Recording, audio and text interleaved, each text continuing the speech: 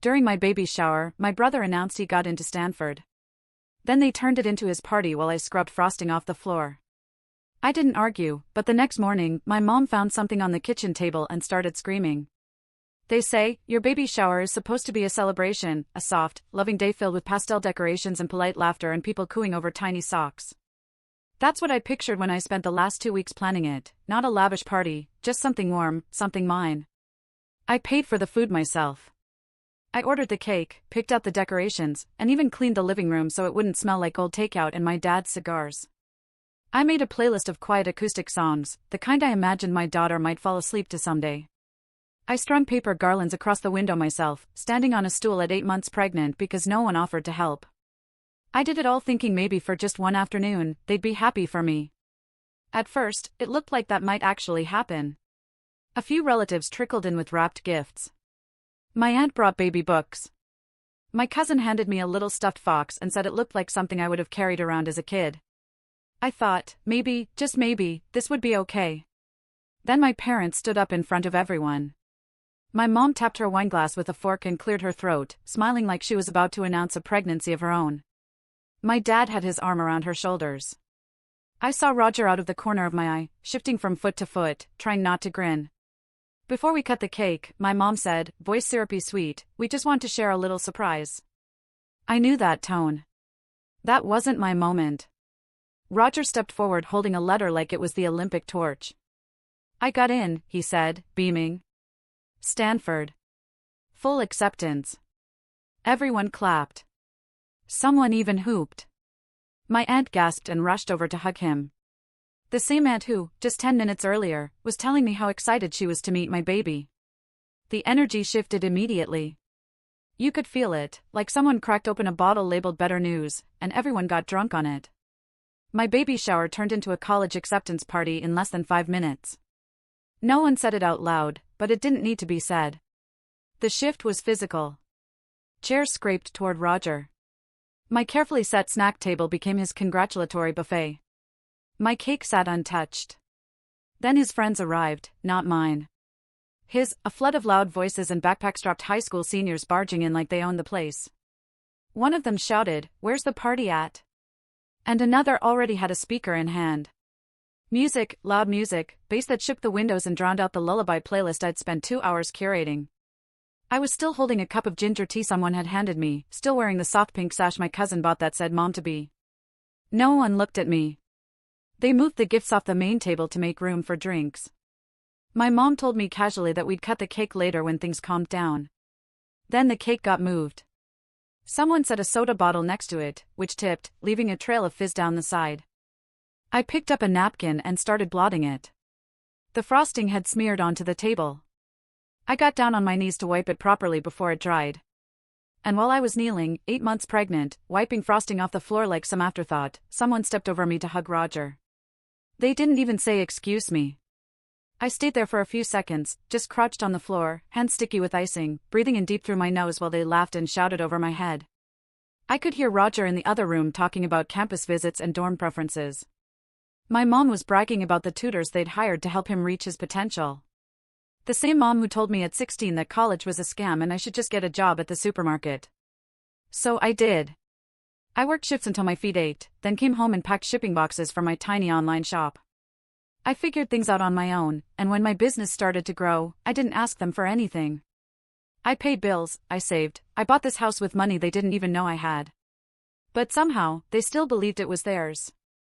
My mom once said, I was lucky to be able to live at home during my pregnancy.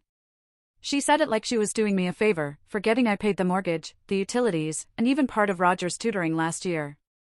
It all played in my head as I slowly stood up, sticky napkins still in hand. I looked around the room.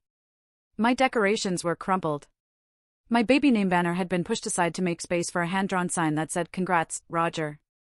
I didn't cry. I didn't yell.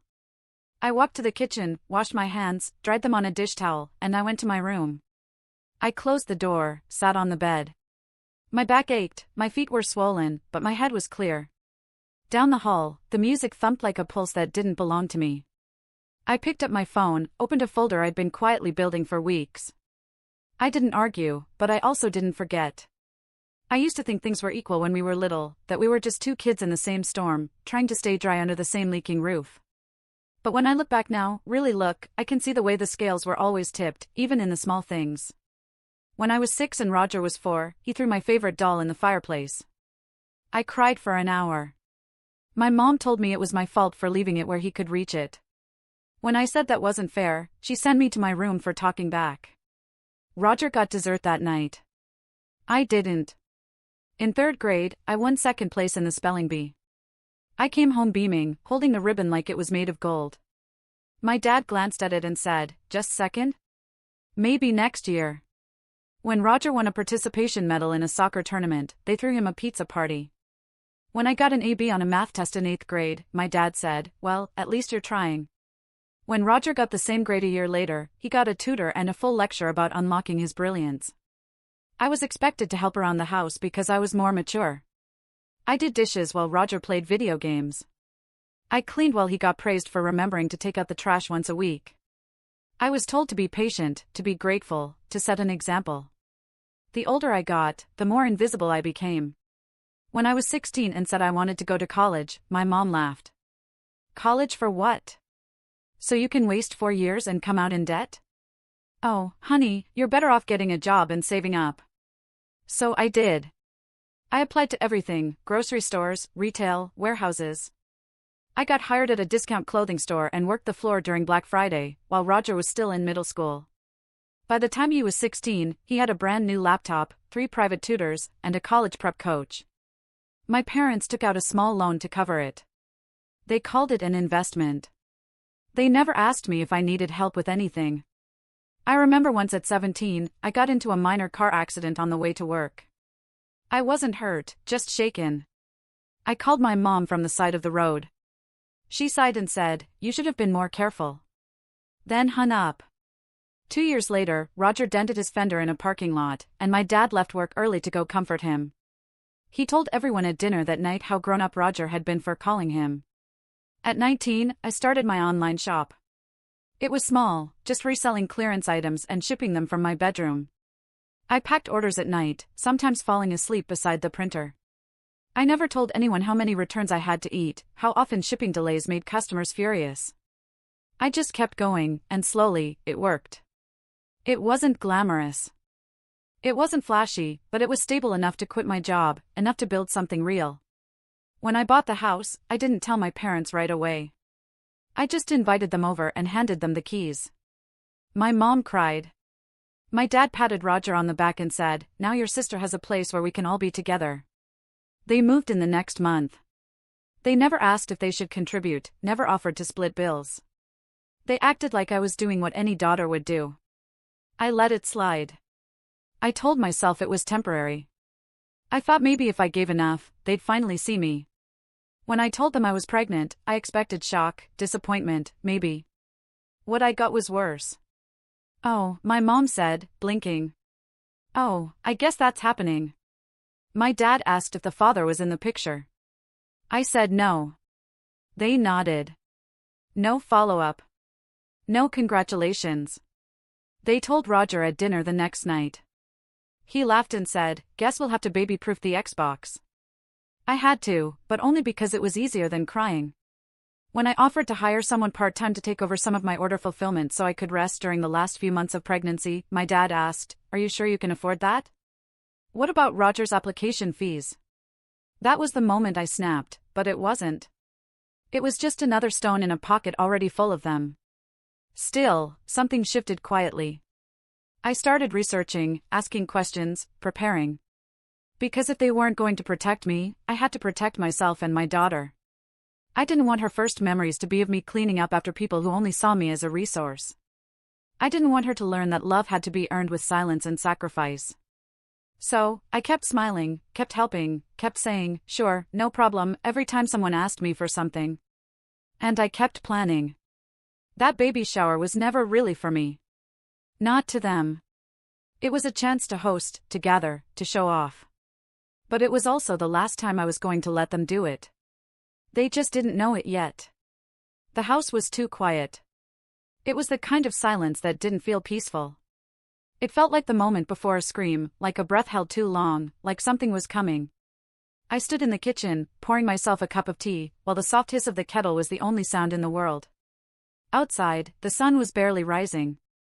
Inside, the counters were sticky from spilled soda, and the sink overflowed with someone else's dishes. I had placed the notices carefully. One in the center of the table, neatly stacked with 3 more underneath, each one labeled with their names in bold black ink. The baby inside me stirred as I sat down slowly, rubbing my lower back. My body ached, but my mind was clear. I had been preparing for this moment longer than they realized. At 7:02 a.m., I heard the creak of the hallway floorboards, slippers dragging. My mother. She walked into the kitchen with a tired grunt and froze mid-step when she saw the table. I didn't look at her. I didn't need to. "What is this?" she said, her voice still groggy. I sipped my tea. She picked up the top page and started reading it. It took all of 5 seconds for her eyes to widen, her mouth to part. "What the hell is this?" she snapped, her voice slicing through the stillness. Another pause. Then she shrieked, "Lily, what is this?" The mug in my hand didn't even tremble. I just took another sip. My father stumbled into the room in his robe, blinking like he hadn't fully woken up. Roger followed a beat later, rubbing his eyes and yawning. "What's going on?" my dad muttered. "She's evicting us," my mother shouted, waving the paper in the air like it had caught fire. Roger stopped dead. "What?" he croaked. I finally looked up. "I gave you 30 days. It's all in writing." "You're kidding," my dad said, stepping forward, snatching a copy for himself. "This is a joke, right? This can't be real." "What is this?" "I sent the certified letters yesterday," I said calmly. "They should arrive this afternoon.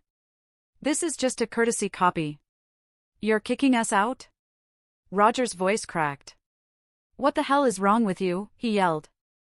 "I'm taking my house back." My mom's hands were shaking. Her voice cracked in half. "After everything we've done for you," she screamed. "You're going to do this now, when you're about to give birth?" "No," I said. "I'm doing this because I'm about to give birth." Roger slammed his hand on the table. The stack of papers slid, scattering across the floor. "You're overreacting," he yelled. It was one stupid party that got a little loud. "Jesus, Lily, one party." I stood slowly. "You took my baby shower. You turned it into a frat night. You let people I didn't even know trash my house while I was scrubbing frosting off the floor like the damn maid." "We were celebrating," he shouted. "It wasn't even a big deal until you made it one." My mom rounded the table like she might physically block me. "This isn't just your house," she cried. "We've lived here for years." "Yes," I said, rent-free. My dad stepped forward, arms out like a mediator. "Come on," he said. "We're family. This is just emotions running high. You don't really want us out. We'll clean up. We'll apologize. We'll make it right." I stared at him. "No," I said.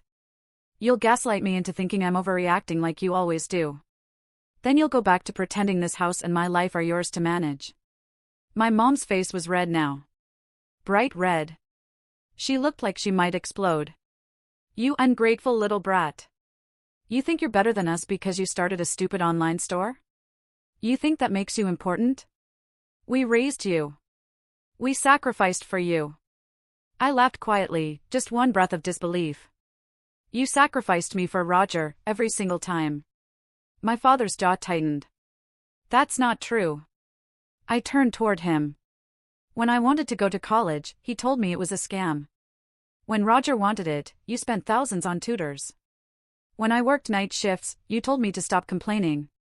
When Roger worked one summer job, you called him responsible. I paid the mortgage. I bought this house. And you still called it ours." Roger slammed his chair back. "You've been waiting to do this. You've been planning this the whole time, haven't you?" "Yes," I said. "I have." He looked at me like I'd stabbed him. "You're throwing your family out over a stupid party? Over a moment? That's sick." "It wasn't a moment," I said. "It was every moment for years. This just made it obvious." My mom dropped to a chair and started crying, loud dramatic sobs like a soap opera actress. How are we going to live? Where are we supposed to go? What will people think? That's not my problem anymore, I said. We won't leave, she snapped suddenly, her eyes wild. You can't make us leave. You can't just throw your own parents onto the street. I can, I said, and I have. She looked down at the paper still in her hand. Her lips moved as she read the words again, like they might change. This isn't legal, she whispered. I reached into the drawer and pulled out a folder. Inside were copies of the deed, the notice, the certified mail receipts. I laid them gently on the table. It is, I said. I made sure Roger grabbed the folder and flung it across the room. Papers scattered like snow. You're heartless, he said. No, I said, I'm finally protecting mine. The silence returned, not the uneasy kind from earlier. This one was heavy. I stood there, surrounded by the mess they made, and for the first time in years, it wasn't mine to clean up. I want you all out by the end of the month, I said. I've arranged for a friend to help you pack if you need it. You're not serious, my father said. You'll change your mind. I looked him dead in the eyes. No, I said. I won't. Then I turned and walked back to my room, past the torn-up streamers, the wilting balloons, and the torn edges of the banner that had once spelled my daughter's name. They had erased me, but I was done being invisible. The first 3 days were oddly quiet, too quiet. I half expected more shouting, more door slamming, but instead, the house settled into a strange limbo where no one looked at me, and I didn't try to be seen. They moved like ghosts.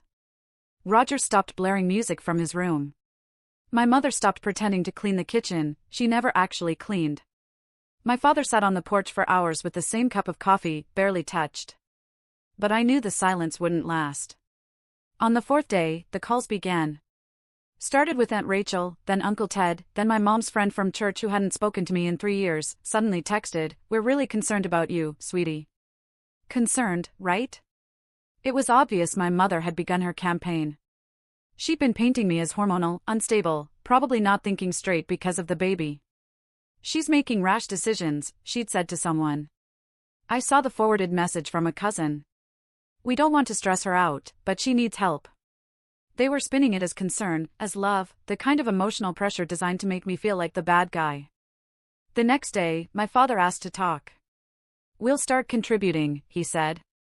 Rent, bills, we should have done that before. You're right, he said it like it was a peace offering, like it erased everything. You had years, I said. You didn't just forget, you chose not to. He nodded, then added, but think about what this looks like to the rest of the family. There was the shame card. I smiled and walked away. Day 7, Roger tried a different tactic. I talked to Coach Harrison, he said over dinner. He said if I defer a year, I might lose my scholarship. We have to move right now. I can't focus. I can't even sleep. I nodded. Tough. You don't even care, he snapped. You didn't care when I was 8 months pregnant and scrubbing frosting off the floor. He slammed his fork down and stormed off. Day 10, I got a call from my business partner. Hey, just a heads up, she said hesitantly. Someone emailed me anonymously, claiming you're emotionally unstable and might not be able to handle running the business after the baby comes. They suggested I start looking at new leadership. My stomach sank, but only for a moment. I took a screenshot of the email, cross-referenced the language with messages my mother had sent before. It matched word for word. I didn't reply, I forwarded it to my lawyer. Day 12, they stopped pretending. My mom cornered me in the hallway. I know you think you're strong now, she hissed, but when that baby comes and you're exhausted and overwhelmed, we'll see how long this lasts. Don't come crawling back when you realize you need us. I looked her in the eye. I already realized I don't. Day 16, a sheriff's deputy dropped off a letter at the front door. My dad opened it, read it, and punched the wall. Court filing, he muttered. They had hoped I wouldn't go through with the eviction, legally, that I'd crack, that I'd give up. But the papers were filed, the hearing was scheduled. I wasn't backing down. Day 21, they tried guilt again. My mother sobbed loudly in the living room, loud enough that the neighbors probably heard. She listed everything she'd ever done for me, how she let me live at home, how she watched over me during my pregnancy, how she sacrificed her peace for me.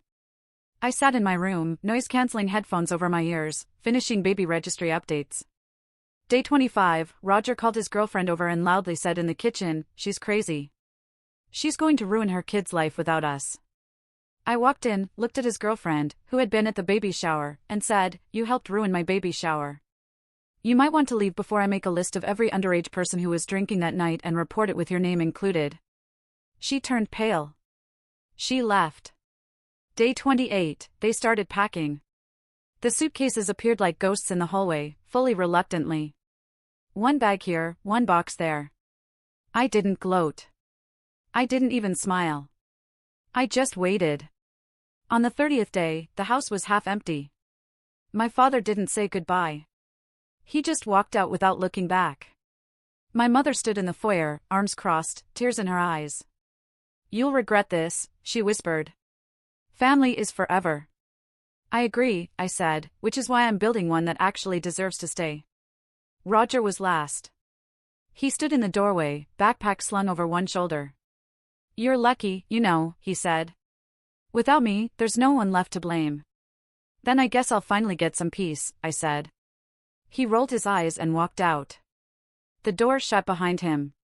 Silence, not the tense kind, not the loaded kind, a different kind. A peaceful kind. I stood in the center of the living room. The room looked bigger without their stuff, brighter, like it had been holding its breath too. I walked to the nursery, opened the closet, folded a few onesies, placed a soft pink blanket into the crib. Outside, the wind moved gently through the trees. I sat down, resting a hand on my belly, and for the first time in my life, I felt safe. Not because someone else made it that way, but because I did. Update, it's been 4 years. My daughter just started preschool last month. She wore a little purple backpack and told me she was going to teach everyone how to draw clouds. She's kind, curious, and strong-willed. She reminds me of me, only better. The business is still running. I never had to shut it down, even during the newborn phase. I hired 2 more employees, and last year, we hit 6 figures for the first time. I work fewer hours now. I don't have to hustle like I used to. I finally have space to just be. As for my family, we haven't spoken since they left. I haven't reached out, and they haven't tried either. But relatives talk. People love to whisper at weddings and funerals.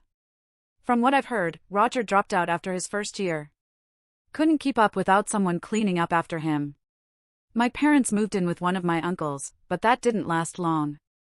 He apparently kicked them out after 6 months, something about unpaid bills and my mom being a nightmare. They're not doing well, and no, I don't feel good about that, but I don't feel guilty either. I gave them chance after chance. I asked for the bare minimum, and when they refused to give it, I finally stopped offering everything. Some people say family is unconditional, but I think respect should be. Anyway, that's the update.